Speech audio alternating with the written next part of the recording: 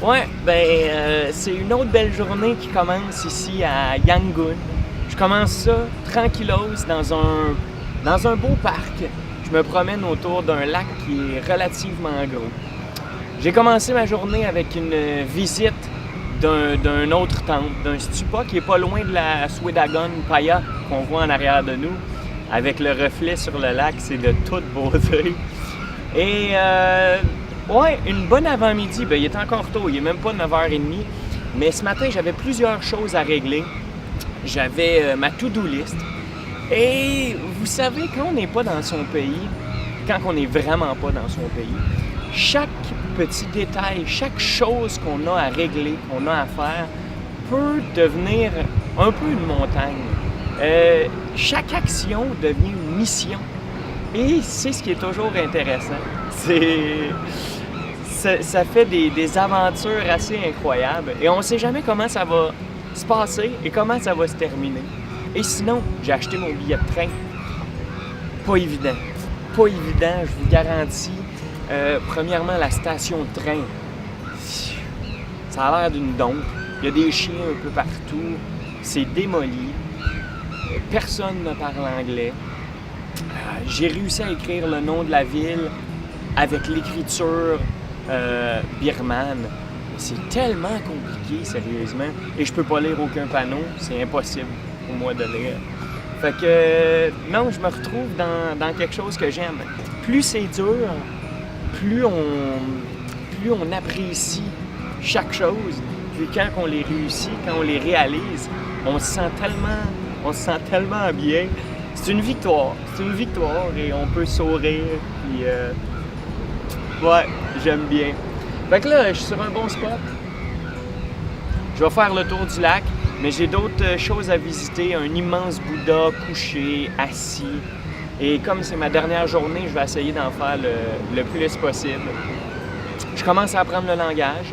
Je connais déjà 2-3 mots. Je vais continuer à l'améliorer. Assez simple, assez facile. Donc ça, c'est cool. C'est des bonnes nouvelles. Puis,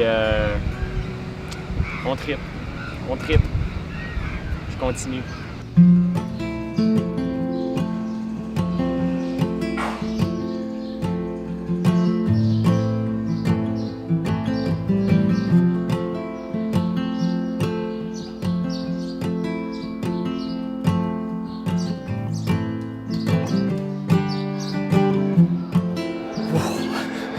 Quelle surprise!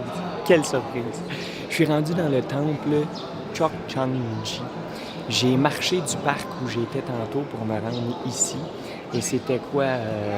Peut-être 5-6 km environ. Et j'ai probablement passé à des endroits où il n'y a jamais eu aucun touriste. Et j'ai eu des beaux sourires, des tapes dans la main, des sourires si honnêtes.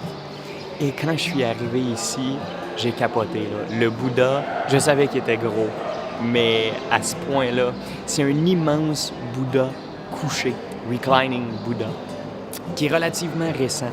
Parce qu'avant, ici, il y a 50 ans, c'était un gros Bouddha assis. Mais il y a 50 ans, il s'est effondré et ils l'ont remplacé par celui-là. Il y a juste la bâtisse qui a l'air un peu d'un gros garage en tôle de l'extérieur. Mais à l'intérieur, c'est spectaculaire, c'est immense. Je sais pas si c'est le plus gros Bouddha que j'ai vu de ma vie, mais il est dans le top. Et il est de toute beauté, il y a beaucoup de détails. Les yeux du Bouddha sont incroyables, la couronne. Fait que je fais le tour et juste de l'autre côté de la rue, il y a un autre beau temple que je vais aller voir juste après. Mais je vais prendre un peu de temps ici. C'est pas trop chaud à l'intérieur. Il y a un petit vent, on est bien. Un peu de temps pour la réflexion.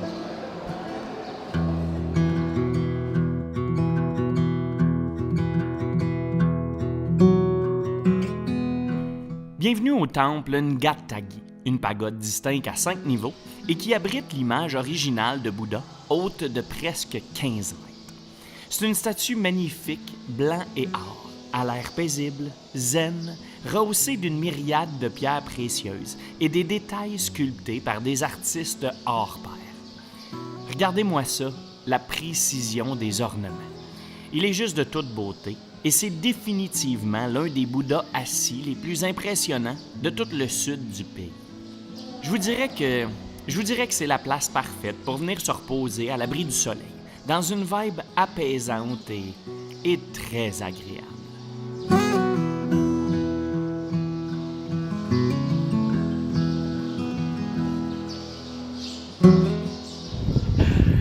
Bon, ben, vous commencez sûrement à me connaître, là. Vous serez donc pas surpris que je suis de retour ici, à ma place favorite à Yangon. Je voulais finir ça en beauté. Il s'en va 4 heures, je suis épuisé. Je me suis levé tôt encore ce matin et il y a eu du soleil toute la journée. Là, ça fait du bien. Les nuages sont arrivés. On est un peu mieux parce que c'est l'insolation, le soleil, sa tête, ça n'a pas de bon sens, là. Fait que là, un dernier petit regard ici et je retourne me reposer. Je me réveille à 4 heures du matin demain pour aller prendre mon train en direction de Bago.